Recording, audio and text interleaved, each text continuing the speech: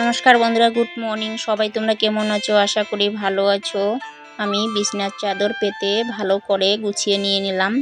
তারপর কাপড়া ভিজিয়ে রেখে দিয়েছি, সেটাকে আমি ভালো করে কেচে ধুয়ে শুকাতে দিয়ে এসে স্নান করে রেসিপি নিয়ে আসলাম। পটল ভাজা বসিয়ে দিয়েছি, এদিকে ডিম সিদ্ধ দিয়ে দিয়েছি। পটল ভাজা হয়ে গেছে, আমি উল্টে পাল্টে নামিয়ে নিলাম। তারপর হলুদ মেখে ডিম ভেজে তুলে নিলাম। ওই তেলের মধ্যে দিয়ে দিলাম গোটা গরম মশলা আর দিয়ে দিলাম রসুন পেঁয়াজ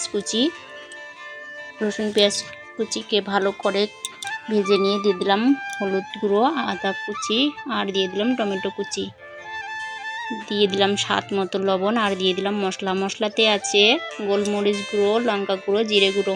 মশলাটাকে ভালো করে কষিয়ে নিয়ে নিলাম। তারপর ভেজে রাখা ডিম ঢেলে দিয়ে দিলাম। তারপর দিয়ে দিলাম পরিমাণ মতো জল। ডিমের রেসিপি হয়ে গেছে, নামিয়ে নিলাম। তারপর মটরশুঁটি আলু সিদ্ধ করে রেখে দিয়েছি, তাই আমি মশলাটাকে কষে মটরশুঁটি ভেজে তুলে নিয়ে নিলাম। তারপর খেতে বসলাম পটল ভাজা, মটরশুঁটি আলু সবজি আর ডিমের কারি। এই হলো আমার দুপুরের রেসিপি।